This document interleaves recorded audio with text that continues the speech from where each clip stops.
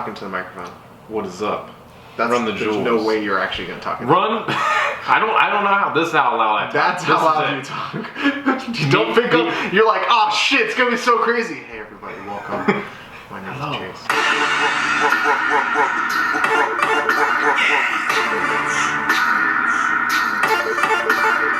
Hey guys, what's going on? What is up? This is still a show. Surprise! We still talking to the microphone sometimes. I'm Armen. I'm Chase. And today we're kicking off a series of 4 ears that are entirely revolving around a music group that lit my soul on fire not too long ago. Yeah, it was wild. That's Run the Jewels. But before we get there, Chase, you convinced your coworkers you don't believe in space today. Yeah, man. I used the space is fake technique. Hell yes. To just completely remove myself from a conversation that I didn't want to be a part of anymore. Were they like, hey, listen, we're gonna need you to really lean into like it's International like Voyager passing Pluto Day, and you have to like do some sort of post about it, and you're like, is it though? No, it was kind of like that. A lot of my coworkers are big fans and believers of astrology and Mercury being in retrograde and that having anything to do with anything. And I could tell where this conversation was headed, and I announced, well, I don't believe in space. And then I walked away from the situation, and they all, I think, tentatively believed me because it fits the character that I play at work. It's on brand. It's very on brand for me. They're like, oh yeah, that definitely seems like something that guy would probably realistically believe in. So what you're telling me is, first of all, you told me earlier that your recovery isn't quite where you would expect it to be, given that you didn't really go balls to the wall yesterday. Yeah, man. And you think Mercury's in retrograde has nothing to do with that? I mean, that's proof right there. No, it's not. The positioning of planets in space, if there is a space, first and foremost, has nothing to do with my recovery. You know what has everything to do with my recovery? Edibles. No, I think if anything that would probably help. Just poor sleep, not doing mobility, not just under recovery. Strangely enough, if you don't do any recovery techniques and you treat your body like garbage, the end result will always be garbage, dog. That's a good point.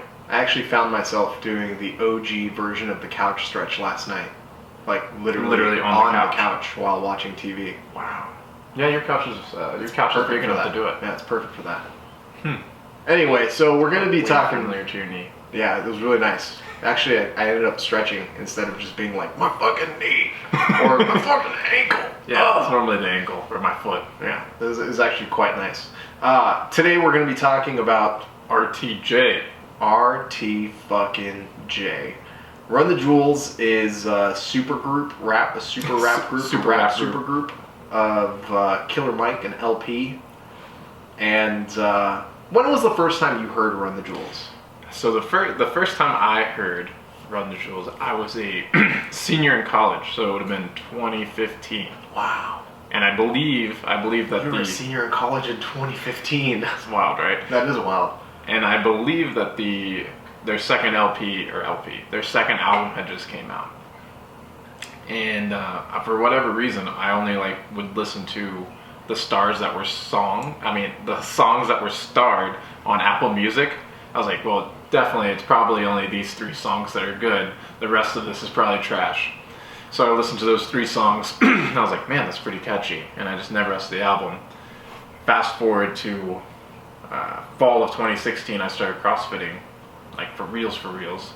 And I just, for whatever reason, put on the whole album at the gym, which we were only supposed to play like unedited music at. And I just played it all unedited, and yeah, it was great. It was amazing. I was having a spiritual awakening while the rest of the gym was like, I don't know if I want to sign up here. This seems very violent. Yeah. No, I believe it because I had the same awakening, and we'll get to the songs that changed my world. I mean, they're not on this album, but Blockbuster Night Part 1, Legend Has It, you know, those songs kind of like completely changed the way that I listen to music. I think in a really strange way because it just sort of like came up on like a suggested playlist. That was like an auto-generated playlist, and I remember listening to it, and I remember thinking like, I'm gonna go run through a brick wall right now. This is it. This is the moment. I found it. So I remember your discovery moment slightly differently, because while we both worked at Flow Elite, I would put together like Spotify mixtapes to share out with our followers on Flow Elite, and the first mixtape that I made opened up with Blockbuster Night Part 1. It did. And then it had like one other like Run the Jewels song buried down in there. But I remember passing it on to you. I was like, "Yeah, check it out. Tell me if you like it, and then we'll push it out there." And I was like, "He's definitely never gonna listen to this." Like fast forward a week later, I was like, "Do you have a chance?" You're like, "Yeah, man, sounds good." And I was like, "He didn't listen." He definitely didn't listen to that. So I put it out into the world, and then like 2 months later, you text me and you go, "Hey man, have you ever heard of Run the Jewels?" Did I really do that? Yeah, that's exactly what you did. Oh, and I was wow. like, "Hey motherfucker, I initiated you, and you just acted as if it didn't even happen. Wow. You ignored it." I definitely didn't listen to it that time. I know. And Because you would have stopped right there. I was being a great friend, and I was trying to thinking to put me myself, on. like, you know who would really appreciate this Run the Jewels stuff? Chase. Chase would really appreciate this Run the Jewels stuff. I See. should give it. I should share the love. I didn't. That was at a time when I didn't think I had to educate you on that type of music. I was like, Armen's experienced. He's into what's cool and new, and good. And apparently, you just did not know Run the Jewels existed, and I failed you as a friend. Yeah, I appreciate that. You know what? I'm gonna give you credit. Thanks, Chase. Thanks for introducing me to Run the Jewels. It's whatever. Tally it up however you want. I don't get extra points. Do I get referral points from Run the Jewels at the show? I think you get 10% of all my listens. It's pretty good. on. The Chase 10 discount for Run the Jewels. So yeah, I really dig Run the Jewels, dude. So were you like me and the album that you got introduced to first? Which one would that have been? Would that have been number 3? Probably RTJ3. So I feel like I got introduced to album number 2. Album number 1 obviously existed, the one that we're going to be talking about today, and number 3 was just about to come out. But because I was introduced to number 2 first, I like spent all my time there and thought it was the best, and I never paid any attention to RTJ1 or RTJ3 for the longest time after it came out, for whatever reason. But I think the common thread through all 3 of these albums are that they all slap. They all make me want to like blow out my speakers and or burn down my car. To be totally fair, I understand the sentiment behind what you're describing, because when you stumble onto like a set of good songs, like maybe like 2 or 3 good songs from the same album, you're like, this is way too good for the rest of the album to like match this. I'm just not gonna worry about it. Yeah. Like, I'm not gonna go there. And then you like somehow get into the album, you're like, okay, this was way too good. Like, there's no way any of their other music actually touches this shit. The quality is just too high. I don't want to ruin my experience of this by Tainting it with the other shit album. Absolutely. And then it turns out with Run the Jewels specifically, and maybe only, all 3 of their releases in terms of albums have been the fucking tits. Yeah, man.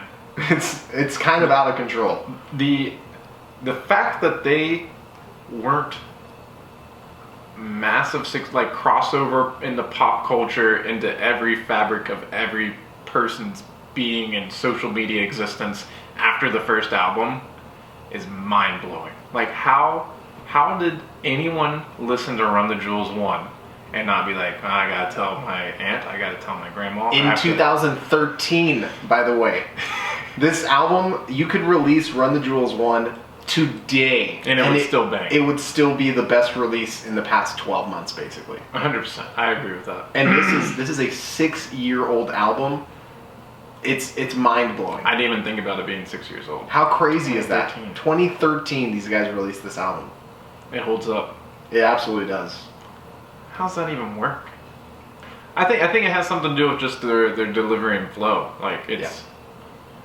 And it's only recently that they've kind of blown up. You know, a lot of their songs showed up in like, you know, commercials and like the Super Bowl. Their songs showed up in the Black Panther trailer and stuff. Like, so they're hitting like mainstream strides, and neither of them, like, they're both, you know, I think comfortably well off at this point. Yeah, I also don't think they care about any of that stuff. I think they make music for the fact of like they like to make music. Agreed. And I think you can tell that based off of the sort of, you know, the and consistency across all three albums. Which I think now is a really good time to talk about maybe the album, right? So right. The thing about Run the Jewels is, how do I say this? It's like, it's political and activist, but at the same time it just wants to get high on shrooms and fuck. Yeah. And then also, if it can get in a fight somewhere in the middle there, that'd be a major plus. Totally down for that. Totally down to just get really fucked up on drugs and alcohol and have sex with the hottest chick that they can find, or not. It doesn't even matter. I think it's just anything. Just have sex with anything. Yeah, as long as it's female. Correct. I don't think they'll fuck each other. I don't think they'll fuck each other either, but now I'm thinking about it, I don't know. I have to go back and listen. But also just fighting. Just fighting. Violence. Sex and violence is kind of what this is all about. Honestly. And we started the episode by listening to 36 Inch Chain, the first 40 seconds of it, which was, by the way, the very first single that they released. That's why I picked that. And I had no idea. Yeah. I just found out why they're called Run the Jewels. Did you know what it was? Tell me, Chase. So it's a reference to a LL Cool J song. Which LL Cool J song? I'm about to pull it up here. Hell yeah. Right quick.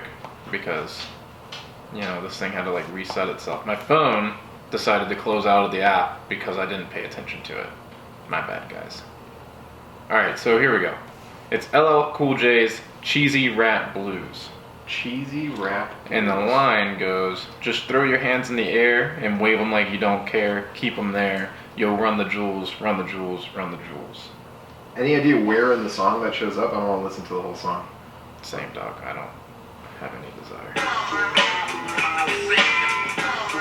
Run the jewels. Run the jewels. Oh, it's right in the first 10 seconds. Okay, nailed it. Yo. LL Cool. Don't ever say LL Cool J didn't contribute to society.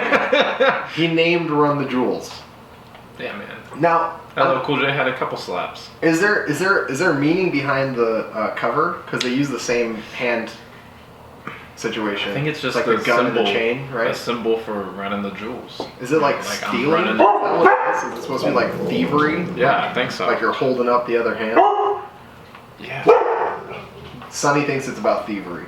I think it just means you're getting like mugged for like your necklace or your bling or your watches or anything like that. Hell yeah. Definitely way more prevalent during LL Cool J's time. Once again, sex and violence. Hell yeah. And drugs. Like right from the get-go, their symbol is violence. And the first track on this album is the continuation of a long and wonderful strategy and practice in music. Of self-named, self-titled. In which a band is going to release an album named after themselves with a single also named after themselves. Now, Foreigner has done this with their album Foreigner featuring the track Foreigner. And Run the Jewels has also done this. That's the reference that you go to, though.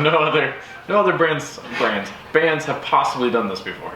Just Foreigner and RTJ. RTJ. This is the first track off of Run the Jewels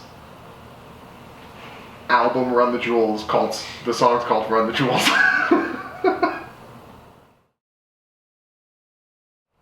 Right off the bat.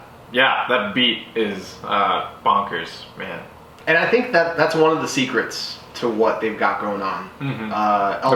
LP's production is out of this world. Yeah, he knows how to like produce just for them, to hit the punchlines just right, and just kind of like it's almost like a speed thing too. Like they just have a different pace and cadence. Yeah, their rhythm, their cadence when they're rapping is like the da-da-da-da-da-da-da-da-da-da-da-da. And there's an energy that's just built into. It's like when you watch Eminem in that parking garage doing like the super fast like rap off his. I'm not the girl. That didn't sound like him at all, but you know what I'm talking about. And he's like upset and like walking around and like sweating and shit. Handband. I flip a flam. Exactly. Exactly. That's the toe jam. I talked to Pam. The Pam said the Sam. Give me the good jam. Yeah, it's just that. It's that over and over. Exactly. Yeah, that's. So the cadence and the rhythm that they have is energetic in and of itself, and I think that combined with the production quality that LP is putting out is a key. For sure. I would relate it to why Android phones suck, right? You have all these different makers making the device, and then you have Android, and they're like, slap this on top of this shit device. Or vice versa. They're like, I have this great device, and then I'm gonna slap this shit operating system on top of it. But they weren't made at the same time. Whereas with iPhones, it's like, I got this dope ass product, I got this software that was built just for it, and they work super cohesively, dog. There's harmony there. There's harmony. Yeah. There's synergies. Built-in synergies. Designed synergistically. Absolutely, it is. It is designed that way. And yeah, I remember putting together a playlist using so I was listening to this hip hop playlist that Spotify had auto-generated. Great. And and I remember creating a playlist that was like, I think I called it Whoa or whatever, because it was just like songs that I'd never heard before that like completely blew my fucking mind. Whoa. And this must have happened in the 2 months after you sent me the playlist that you made it flow, because one of the reasons why I started listening to Run the Jewels more regularly is because 2 songs from Run the Jewels made it onto that playlist when like no other artist made more than 1 song on there, and it was Run the Jewels self-titled song from the first album and Blockbuster Night, right? So I remember thinking, I was like, wow, if I like 2 of these songs, maybe I'm gonna like their other songs. And I was right. No way. Yeah, man. It took me a while to fully submerge into the first self-titled.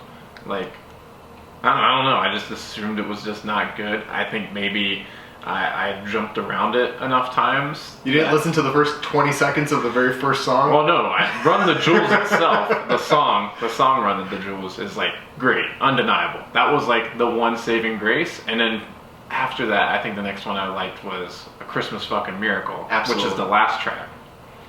But it took me so long to discover, Banana Clipper or DDFH, which is super solid. I think it's the next song that we should play. I agree, actually. And if you know what DDFH means, I would love for you to tell me. Let's listen to it. This is DDFH off of Run the Jewels. It's a rhetorical question. God bless. That's so good. Such like vivid storytelling. Yeah, it's Killer Mike is really impressive. Yeah, man. Really impressive. And I feel like suffering from the same thing that stopped you from listening to the rest of RTJ2 and then to the rest of their albums, which is I have not heard a single non-Run the Jewels song from LP or Killer Mike because I just don't want to ruin my experience of them. Should I continue listening to that little voice in my head, or should I try and actually find other Killer Mike music and other LP music? So you should definitely listen to Killer Mike's album that came out right before. Like it was the same. I think it might have came out in 2013 as well, which is. Let me find the name of it. I believe it's called Rap Music, maybe. But LP like produced it. No shit. Yeah. Okay. Yeah, it's ridiculous. Then I'm in for that. Anyways, when they come together, when LP and Killer Mike come together, they create like just magic. Separately, fine, but it's almost like It's almost like someone salted their steak, but they didn't put the pepper on the steak, or they like made a peanut butter and jelly sandwich and like fucked up and like left the bread off. Interesting. So what you're saying is they do better together than they do separately. Yeah, But I should definitely check out that Killer Mike album. Yes, because they're basically together. Let me find the name. It'd be stupid to give you a recommendation and not know the name. Now, while you're looking that up, do you know off the top of your head why it's DDFH? I don't know. I don't understand it. Maybe I don't. Maybe I didn't pay attention to the lyrics close enough. Do dope and fuck hope, man. That's what it's all about. Do Hell dope, yeah. Fuck hope. I think it's speaking to like the political nature of the song. It's all about like how cops are just overly intense about the war on drugs, how the government's like putting way too much effort into the war on drugs, and basically if you're doing dope, you're viewed as being worse than someone that's out murdering people, essentially. I feel like the lyrics speak to that quite a bit, and he's just saying, like, do dope, fuck hope. Nothing's gonna change. This is how it is. Fuck hope. It's a very Killer Mike type of thing to say. Love it. I have, I've seen Killer Mike become more and more, at least well known for his activism over the past like couple years, and I have a lot of respect for what he's got going on. What's it called? It's called rap music. Well, there you go. So I really like what he's been able to do. Like, Yeah. His message is not always something I agree with, but I love the fact that he's out there. Sometimes he's a little off base, or he like feels a little bit too extreme for me. But that's the great thing. It never comes across like he's lecturing you. It never comes across as too preachy. Like you can easily just tune out all the shit that's about politics or about his stances on things, and just listen to it like it's regular rap music. I think it's something that he does like a really good job about. I think the biggest difference between the two of them, though, is Killer Mike is like super vivid storyteller. He's very direct when he has something to say, and it's very almost black and white. He wants you to know exactly what his connotation was behind his words. Whereas with LP, it's so much more like crafty and elusive. He like will say references, like he'll make his point, but it's reliant on you getting the references that he's making during it, right? Like he'll throw in like Star Trek type of stuff to be talking about his viewpoint on guns, and you'll be like, I didn't get it because I didn't watch Star Trek, and then you have to like look it up. With Killer Mike, it's very much like what you hear is what you get, like what you hear is what you get, right? Like it's like that is. I'm going to understand that exactly as he said it. With LP, it's more like, well, I'm going to have to go research this. Yeah. Do you have a bibliography, LP? Like, something I can look at? Yeah, I feel like he's one of the main reasons why you have to have like Rap Genius, like the website Rap Genius, available whenever you listen to some music. Like it just takes on completely different and new and exciting meanings and becomes way more punchy. Yeah. Way more quotable. Now, I have something to say about LP. For most of the time that I knew about Run the Jewels and saw Run the Jewels, first of all, I didn't know that LP wasn't black. Just by listening to I was like, these are two black guys, this is great. And then I think you were the one who told me, you're like, no dude, LP's really white. He's white as fuck, super white. And I was like, oh, it's like very surprised by that. He's like Redman, almost. Yeah, he's really white. Anyway, usually when you see him, he's wearing a hat and sunglasses. Yes, sir. And there's a good reason for that, because, and this is going to come across really fucked up, but his eyes are very close together. His eyes are really close together, and yeah. I think the sunglasses help balance that out. And maybe 100%. if I had just seen him without the sunglasses first, I would have been like, alright, cool, that's what this guy looks like. But I remember it being a moment of like a reveal when I saw him without his sunglasses, and I was like, oh shit, you wear those on purpose all the time. Yeah, dog, you have to do something about that. I think the other thing is that he is 24/7 baked. Baked out of his mind. He's one of my favorite follows on Twitter. He's not even in the same dimension. It's great. As us at all times. Yeah, it's really wonderful. Yeah, man. LP is definitely for me, when I listen to RTJ, I feel like he's the secret sauce. He's the hidden gem. If you really listen to him, that's like, you'll definitely appreciate all of his verses more than Killer Mike's. Not to take away from Killer Mike, but I feel like he's the bigger character, right? So everyone kind of gravitates to that, and they're pulled in by that, and he's got real solid punchlines that are funny and witty. So at first take, you're like, Killer Mike, and then there's one guy that kind of raps along with him. Yeah. But when you really know, when you get deep into these albums, whenever you get to the sex song that's on all three of these albums, LP is your bravado. hero. Yeah, he's got a fucking ego. Speaking of the sex song, I actually am curious, who is Prince Paul? I don't know, but there's also another guy on. Is it not on this version? Man, I don't know who Prince Paul is. He's the feature on Twin Hype Back. Yeah, Twin Hype Back. But is Prince Paul the guy who's talking about taking the girl to no, that's Long not John Silver's? That's not Prince. I don't know who that is. That shit is hilarious. He might be, but I think it's. All right, so let's. I think it's the other guy. Here's Twin Hype Back. Why does it not have it listed on Spotify? Yeah, off of Run the Jewels. That's a great line. That is a great line. They suck the dick and they squeeze on my belly like bagpipes. That's not how it works. I don't think that's what you want. It doesn't sound enjoyable at all. I don't know. I'm not fat enough yet. I don't live that life. I don't live that life either. But the question I was asking of who this guy is near the end of this song. He has some spoken word portions. This is the chest.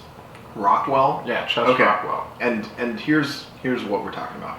How about I come over tonight? Put you up in my brand new Segway.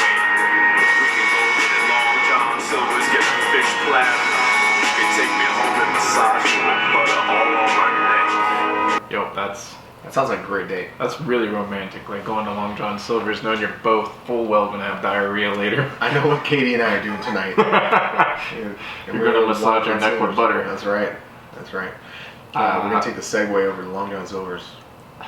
There's a great line in that song where LP is talking about his dick, and then he effortlessly transitions back into first person. Well, you think it's first person. He says, "Humblest guy in the room," and I'm in the room too. And God dang it! It took me multiple listens to figure out what he was talking about there. It's his dick. Hell yeah. Hell yeah, LP. It's just strong. Let that ego fly. It's strong, toxic masculinity that I need sometimes in my songs. You're goddamn right. And then there's the final track on this album. A Christmas fucking miracle, dog. That's right. Here's what it sounds like. We just played the entire fucking song. It's so good. Yes. God bless. That was another song that I didn't discover until way later, until like way after I had started listening to. There needs to be a how to ingest. Well, that's not going to work with Well, SEO. LP has an idea of how you can ingest them. I think they both do. How to Bagpipes. listen. There has to be an intro to Run the Jewels that doesn't suck. There has to be specific instructions. So I would say. You would say twin hype back, followed by Panther like Panther. That'll do it. You'll get it really fast. Oh. The thing about Spotify has a "This is Run the Jewels" playlist, but here's the problem with that. It includes a bunch of Meow the Jewels versions of the songs on there, and that's really fucking confusing if you don't understand why you're suddenly listening to Cats. Yeah, that was just done because they could. How much work goes into that? Meow the Jewels, by the way, for those of you who are listening, is a remix. I think, is it just of RTJ2? Or yeah, is it's just RTJ2. It's a remix of RTJ2 where every instrument is just with cats. Meowing. Cat sounds. It's incredible. It really, I can only imagine how much time it took for them to actually do it. Comedic value. But Once. also they're kind of listenable too. Like some of them are like, so we at CrossFit Yukaro, that playlist accidentally gets hit every now and then because I'll yell, "Put Run the Jewels on," and someone that doesn't know what they're doing on the radio on the Spotify just slaps "This is Run the Jewels," and then we get meowing halfway through the workout, and everyone's like, "God damn it!" And, Yeah. So I wouldn't suggest that. they're not terrible though. I wouldn't suggest that. Maybe we should make our own version, our own playlist of Run And the put Jewels. it out there, the 4 years Yeah. special. Yeah. I'm It down would to just that. start from the top and just run every song. That's it. It's like 30 songs. Here's the trick. all. You just listen to it in order, Just listen to it as it is. like the Fellowship of the Ring, There you go. That's how it is. It's the director's cut, so it's Two Towers, 12 hours of movies. Return of the King. Yeah, dude. Anyways, back to Christmas fucking Miracle. Yeah. That. So, anyone that says that Run the Jewels, the problem is, I've heard a couple people complain, or at least seen on the internet people saying, man, like all their songs sound exactly the same. And it's somewhat, there's some truth there. The cadence and delivery are very often very similar. The subject matter is generally pretty similar as well. But I would say the only reason they sound the same is because they use the same type of technique, right? They have the instrumental kind of a little bit lower, and they're like yelling over top of it. Whereas there's some artists that will blend their vocals into it, or they let the beat kind of hide their like abilities not to rap very clearly. Run the Jewels does not do that. They want you to hear them full blast first, and then enjoy the beat second. But I think there's a really diverse range of beats and production on RTJ1. You have like the trap sound, the real like in your face, like almost like EDM type of vibe. You have a couple like slower tracks, but then you have stuff like, you only have this one song, but this goes through the whole catalog. You have things like A Christmas Fucking Miracle, where they somehow facilitate a horror movie type of sound through the beat, and like change your like to go from the hypeness of the rest of this album into the grim point of view that is A Christmas Fucking Miracle. That's pretty talented. It's a hard full swing, but it still feels pretty natural. Yeah, I mean, if you look at where the album, and we've talked about this a lot on this show, is looking at where an album starts and where it finishes thematically. You know, Run the Jewels kicks off with bum, bum, bum, bum, bum, which is like, okay, we're gonna fucking go to war. Let's do this. Yeah. That sounds awesome. And then it ends with this this bells type sound, like just kind of tinkling in the distance, but underneath that like bells type sound is like the devil music. It's just devil music one playing. fucking aggressive, just like heavy thumping kick drum and a bass line right underneath that thing. That bass line sounds like the giant bell that they rock back and forth. It sounds like the Liberty Bell cracking. Nice.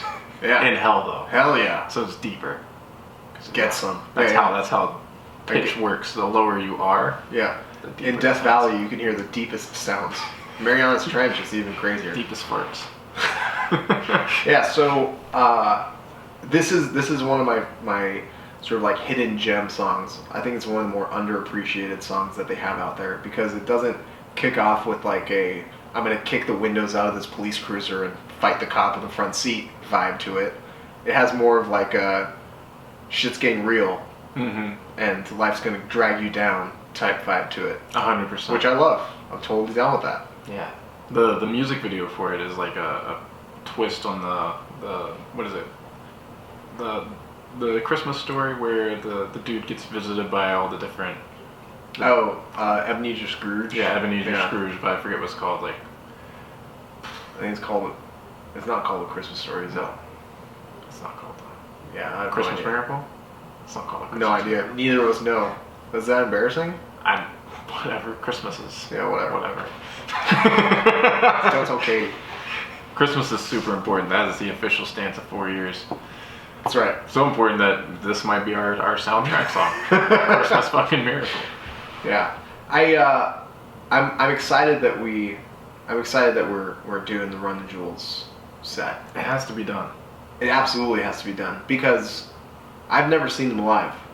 And that has to happen. That fucking has to happen. I imagine they're going to go on tour sometime this year. And what better way for us to get free tickets than to do 3 podcasts that, if you listen to them with the albums, will be roughly as long as each one of the Lord of the Ring movies.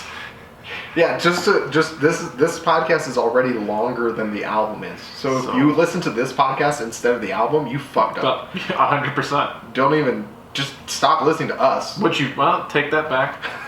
What you should be doing is you have one device. One device is playing the album. You have one earbud in for that album. Nice.